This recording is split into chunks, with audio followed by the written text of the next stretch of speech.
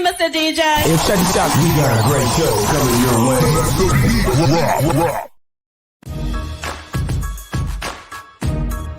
From the ECSI Sports Studios, it's the Midday Market Report with Jeff Dawson.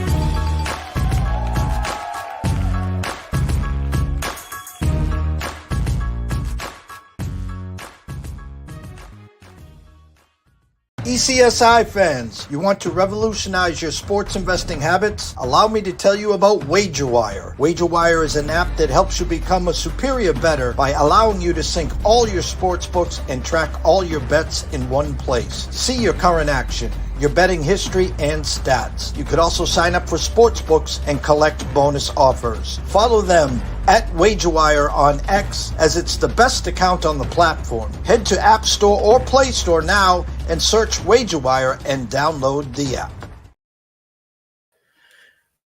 Good afternoon, sports fans from all around the globe. I am the host, Jeff Dawson, East Coast Sports Investors, and this is your Midday Market Report, Part 2 for Tuesday, your NHL Midday Market Report for Tuesday, April 9th, 2024.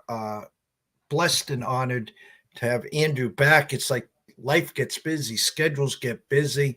He's been doing some afternoon work with Trigger on his home base at Wager Talk. And so it's good when we're back in the saddle on Tuesday. And obviously, I will reciprocate any day possible to get back on his channel and his airwaves. First and foremost, shout out to our proud sponsor and partnership with WagerWire. Excuse me. Having a hard time talking here.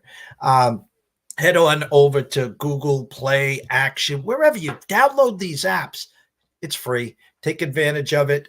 Scroll down to the bottom. Take a look at all the sports books that are available in your state. Start downloading them. Take advantage of each DraftKings, FanDuel, whatever's in your state's promos, match play, whatever they have to offer. And get used to the app. What we want to do is allow you to window shop. You know, why spend minus 128 on the Orioles when you could have went over down the hall without leaving the couch and got them at minus 109 or 110. So we call that window shopping and smart shopping.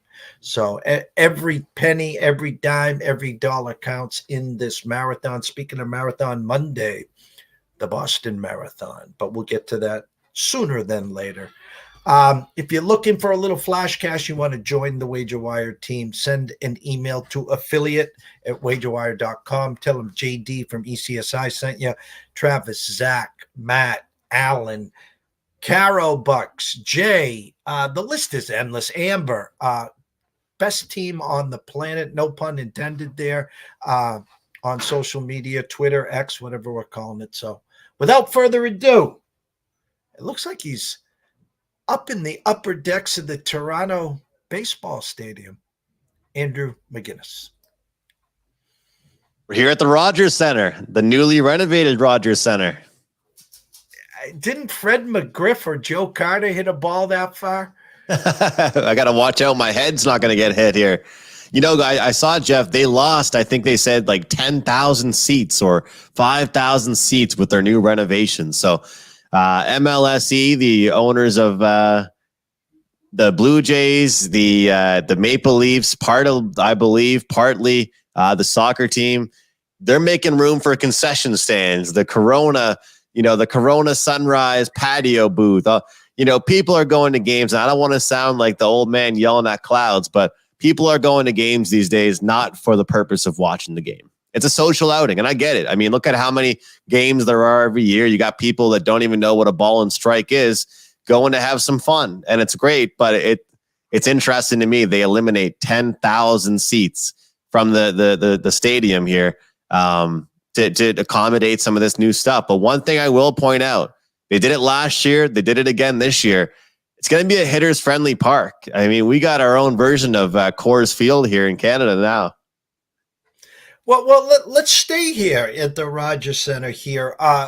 Toronto Blue Jays, the buzz was real the last couple of years. The next young and up-and-coming team, Vlad Guerrero, Bo Bichette, Kevin Gosman. It was a team built to not just win the AL East, but to go far in the AL playoffs. Hitting got, I don't want to say, I was just use the word stale. They got into some mini slumps. The pitching didn't stand up to what it was. Alek Manoah sent off to pastures, no pun intended. We're talking a rookie of the year, potential Cy Young winner 2 years ago, to just sent to a fat farm, just try to get rid of him. And I'm not trying to be a wise guy here, but what is the buzz? What is the thought? Garrett Cole out for 3 months, injuries everywhere. Baltimore won 100 games. They're going to regress backwards. What is the talk and the feeling on the Jays this year? Jeff, it's amazing because it's exactly what you'd expect for a team in a country they're the only team, right, in the whole country. So you've got people that live in Calgary that are nowhere, 4-hour flight away from Toronto, that are Blue Jays fans, right? People out where I live in the far East Coast, Blue Jays fans. So a whole nation is behind the Toronto Blue Jays. And ironically enough, the team they're playing tonight and the series with right now, the Mariners, is the only other team that Canadians cheer for. A lot of people probably might not know that, but because it's near Vancouver, just across the bridge. So a lot of people actually in Vancouver are become Mariners fans. But what I'm saying here is that the buzz it's always an overreaction, right? I mean, 6-4, 4-6, 5-5, whatever it was going to be, coming back to Toronto, there was going to be an overreaction. But if you look at the schedule they had this year at the start off their season compared to the schedule they had last year, I mean, last year they had the Royals, I believe, Tigers mixed into there. This year they're throwing them, the Astros, Yankees, even getting to play some teams, the Mariners in Seattle. I mean, some of these matchups that they've had have been tough. And so I think it's something that you look at the market overreacting. But the way I look at it right now, with the record that they have and how they've played, it's a blessing. I mean, they shouldn't even have some of the wins that they have in the way I look at it, and they're still floating by. The thing is, when Bichette gets going, he had his hardest hit that he's had so far this season yesterday. When Vladdy starts going and we start seeing some other guys in the lineup step up, it'll be great to see this offense get going and have the pitching behind it. But right now, it's kind of like one game they have 7 runs and one game, they couldn't hit a beach ball. So I'm curious tonight. We got Bassett on the mound taking on Kirby, and Bassett's 0-2, 7.7 ERA. He's looked despicable. I mean, he was really reliable last year. Didn't struggle walking a lot of guys right now. But one thing I think I've learned over the course of my time handicapping the MLB, don't try and go against the grain, right? I mean, if you're going to try and be a hero in April and say, you know what, this pitcher struggled to start off the season, I'm going to bet on him. It doesn't really work out that way. And so I think that we should see some runs in this one. The Jays found their bats. I don't think Kirby overall is anybody to write home about. So we got Bassett versus Kirby.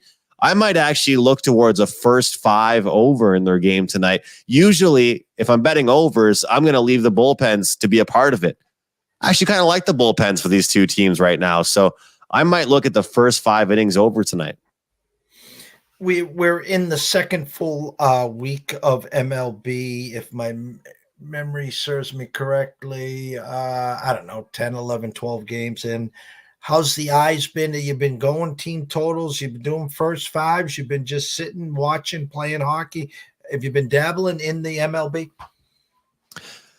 I have, but I saw some spots out the gate that I was pretty aggressive with, cooled down a little bit. Now I'm kind of waiting for the dust to settle for each pitcher to get a few starts under their belt. But the way I'm looking to go mostly, if I'm playing a side, like a money line side, it'll be first 5 innings.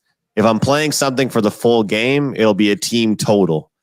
And that way I'm just worrying about one team. As you always say, you take the other team out of the picture. And, it's funny, Jeff, yesterday, of course, first time I get involved with the Dodgers all year with the clients. And even though I was looking at the team totals, every game they played since the start of the year, I jump in on the over 4.5 and they land on 4. Right. And that one is frustrating because they cover the run line, the money line hits. But overall, people that will see my plays most of the time, if it's a full game, it'll be a team total. If it's a first 5, because unlike a lot of people, I'm still a huge fan of the pitcher matchup.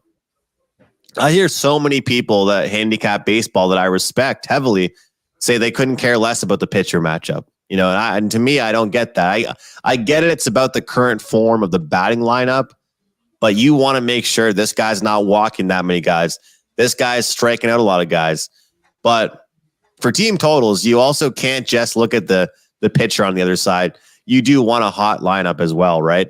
I mean, you could have the worst pitcher out there, but if that guy's going up against a lineup in very poor current form, it doesn't matter how bad that guy's doing. He's going to make this team, look bad with his pitching, even though it's not good. So ERA, everyone talks about that, but overall, I want to bet against bad pitchers more than I want to bet on good pitchers. Would you agree with that? I feel like you and I with the team totals, you're more so trying to bet against bad teams than bet against or bet on good teams. 1,000%. And I caught you on social media. I don't know if it was in a video or as a show. You were talking about the Dodgers and about their team totals and in general. And I'm going to add on to that thought process as well. The Dodgers, I think in the first 10 games, had scored 5 or better in all 10 of those games. And there's another team like that Vegas prices that way, and that's the Braves. My point is, like the Dodgers and the Braves, there's a tax that goes along with these. So usually it's you got to get a touchdown with both these teams. In other words, it's the under over of 5.5. So you need the touchdown. The extra point is optional. No, it doesn't matter. But again, then you get stuck into these situations like you were yesterday. Geez, they're giving me a 4.5. I just got to get to 5. I'm on the road. I'm getting 9 innings. I'm getting 27 outs. And then it comes to bite you back in the ass as they not only win the money line, they win the run line as well. Yeah. It's like that, damned if I do, damned if I don't. But I think long-term, we'll be happy with our results. We'll be happy with not laying the chalk. We'll be seeing people complaining about how they're down units. And, it's one thing I've noticed listening to people on Wager Talk shows talking about baseball so far, like just listening to my peers. Everybody this year, Jeff, wants to limit their juice. Everyone. Everybody wants to stay away from chalk, for the most part, besides a handful of guys. And I think that they're realizing, holy shit, why am I hitting 56% winners but losing money, right? And that's the thing. If you and I have done the math together before, if you're constantly laying 140s and 50s, and I'm going to put this out there, I'm not saying I will never do that. There's going to be times where, I'll be sending Jeff my plays and I'll have a team total over 3.5 minus $1.40 because I think that it should be a team total over 4.5, not 3.5. But at the same time, if you find yourself every day laying $1.50, $1.60, and that's why there are some handicappers that only bet run lines, because that way, if it doesn't win by 2, they only most run lines are plus money, right? If not, it's it has to be a big favorite for it to still be a minus price there. But one thing I love about baseball, Jeff, is that you could have 4 guys in a room, give them 2 hours to break down a whole slate, and they're going to find 5 different plays each. And that's what's cool about it. First 5, this pitcher strikeouts, this guy on this many outs, or this guy bases or RBIs. That's what I love about baseball, is because even though content creators and handicappers and people doing shows, they might not like that it's saturated and all of us in about a month and a half after hockey and basketball are over are going to be talking about baseball. There is so much to break down that there's enough room for everybody. I really do believe that. And I'm just going to say a pet peeve of mine, and I'm not calling anyone out, and I know a lot of people do this. Okay. And again, everyone has their own style. Whatever's working and it's working, keep doing it. That's the Yeah. nature of this beast. I don't care what it is. If you're winning and cashing tickets and profiting, keep doing it. No one's here to badmouth you. But as Andrew said, if you're laying 150s, 60s, and 70s every day, I'm going to guarantee you this. Long term, you're going to lose a lot of money and you're going to tap out. Okay. But here's my little mini pet peeve in baseball is when you take an underdog, let's just say, I'm making up a game tonight. Let's just say Kansas City is playing at New York. Okay. And the Yankees are minus 170 and Kansas City's plus 150. I see a lot of people take an underdog, a plus 150 price, and turn it into, well, I'm going to take them plus a run and a half minus 135. Right. Okay. So I get the fact that they can win the game and you got a run and a half. That's juice. That's gravy. But you're also, the mentality is, okay, if they lose and they only lose by one run, I cash my ticket. But what we try to do is what, Andrew? We try to do the exact opposite. We try to take the favorites and turn it into plus money, correct? That's where the team Absolutely, totals come. That's where the first fives comes minus the hook. So my point is, if you're going to take the run and a half minus 135, you have to come back and throw something on the plus 150, because whether it's pizza and beer money, because if you think that if they lose, it's only going to be by one, well, it's baseball. So if you're thinking that, you better at least think they got a good chance to potentially win the game as well. That's my point. I agree, because you're not betting on them to win, to lose by one run. You're betting on this team to win. And so with that mindset, you're giving up the plus money for them to just lose by one run.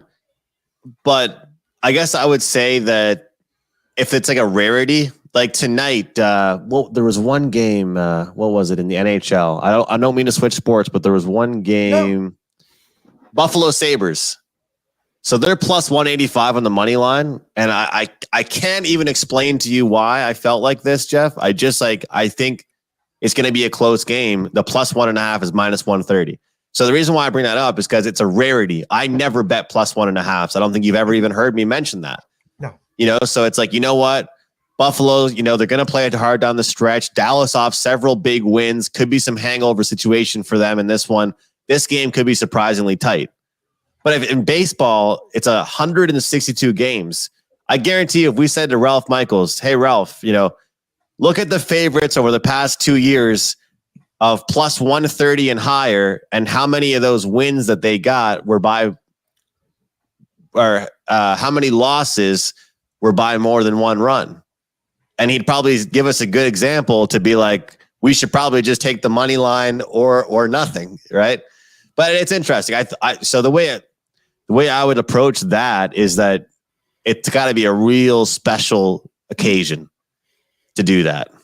Maybe even like in hockey, like if in the playoffs, like a plus 1.5 in a series that's gone to overtime, 3 out of the last 4 games, and you can lay some chalk to get a team at plus 1.5 could be fair, Yeah, and again, I'm not here to poo-poo anyone or anyone's thought process. Again, you and I have done a lot of work together, and we're kind of like that pitchback. We feed off of each other.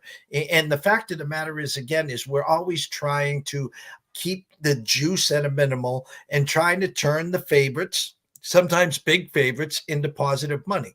And it doesn't work all the time. But again, if the Abs are minus 185 tonight and I'm not laying that number, I'm not doing the regulation and I'm not doing the minus 1.5 because I don't want to rely on an empty net goal. Well, I'll take the chance that they get to 4 or better, and you're going to give me plus 110 or 15. My only thought process obviously was, again, I see a lot of people in baseball that will turn an underdog into a favorite, meaning, hey, I I don't like the plus 150 number, but I do like the 1.5, and I'm not afraid to lay the 135. That's all. Yeah, that's the thing to me. And if you're doing that every day, like, would you even be happy if they won the game? Because like that's the thing. I'd almost be frustrated if they won the game. That, you know, that to me is like if you bet a no run first inning and it finishes, going under the full game, but there's a run in the first inning.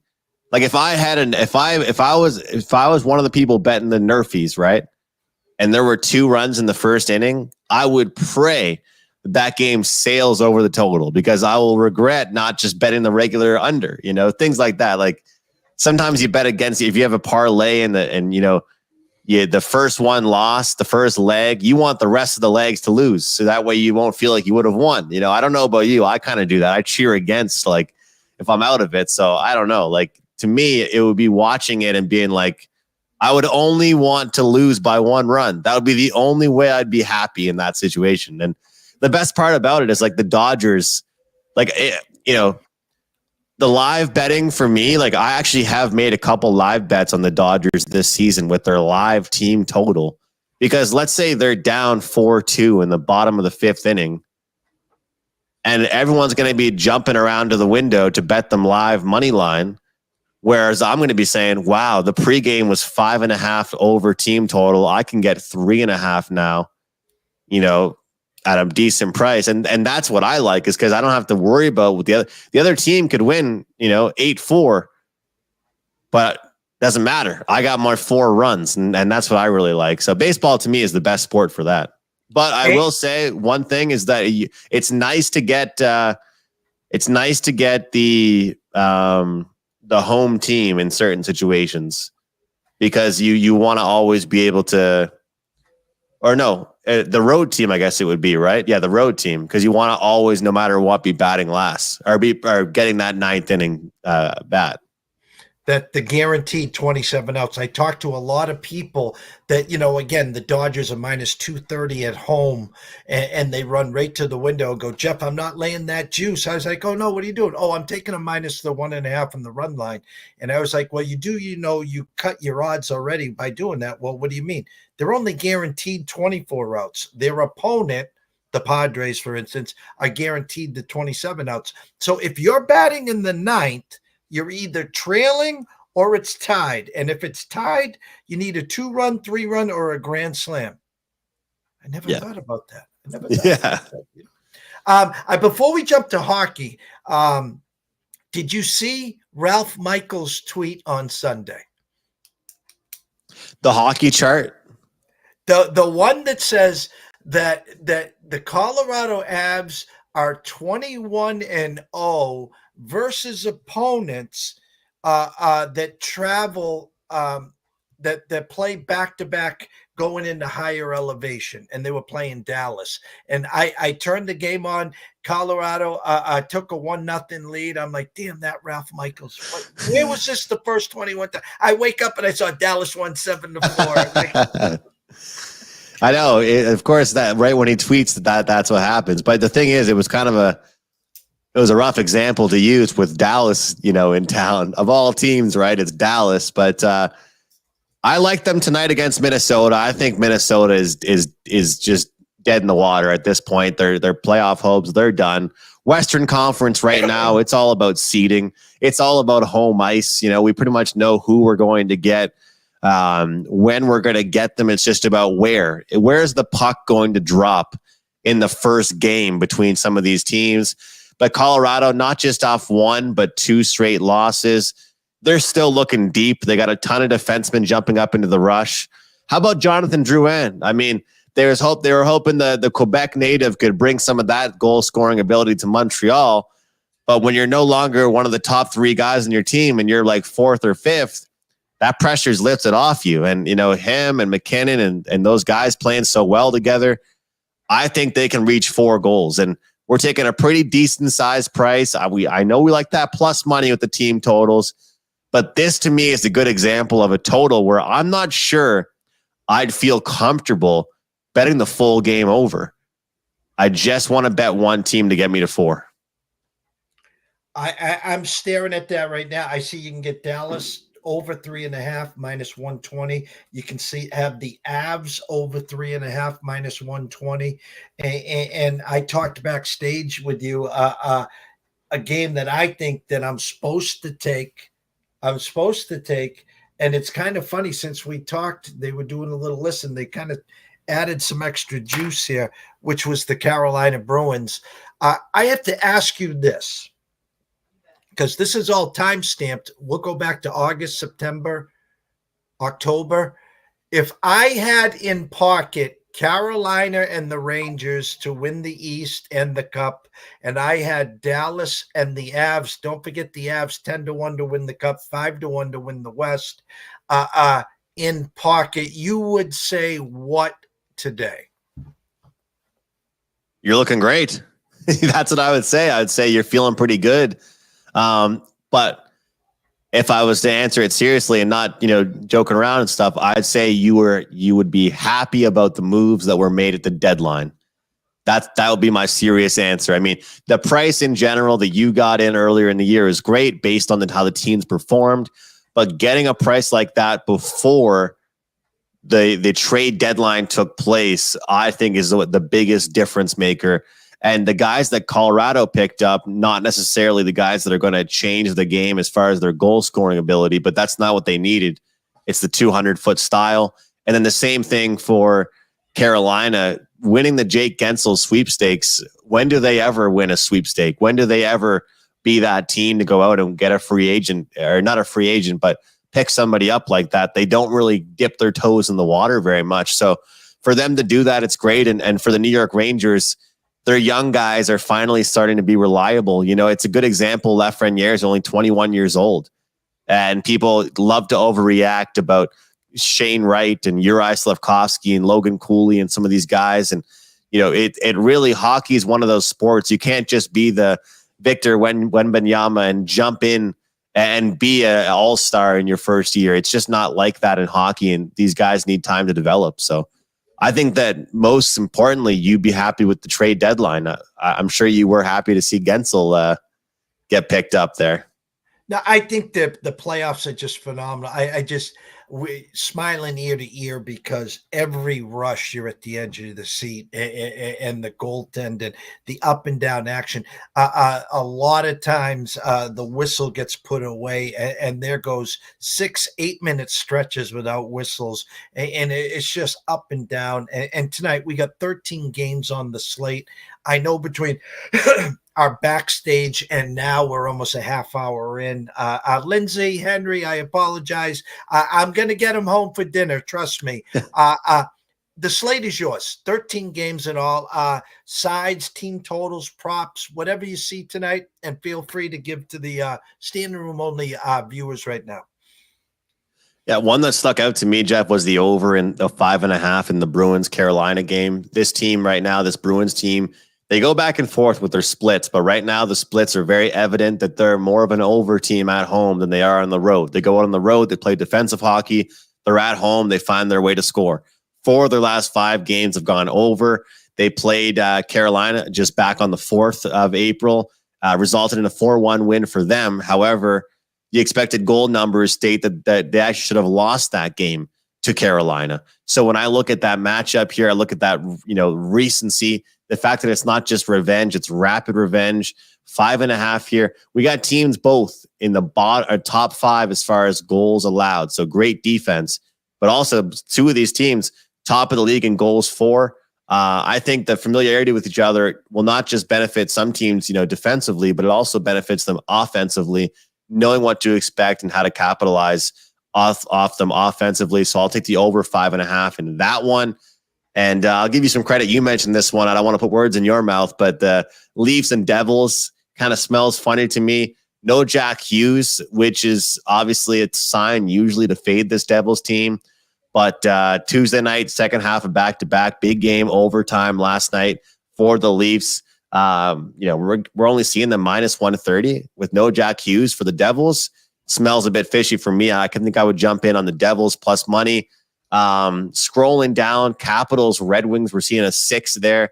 To me, this is the same game as it was last night for Penguins and Leafs. I like the under for the same reason. playoff mentality. This should feel like game one of the NHL playoffs. Both teams need a point. Both teams are going to be playing defensive.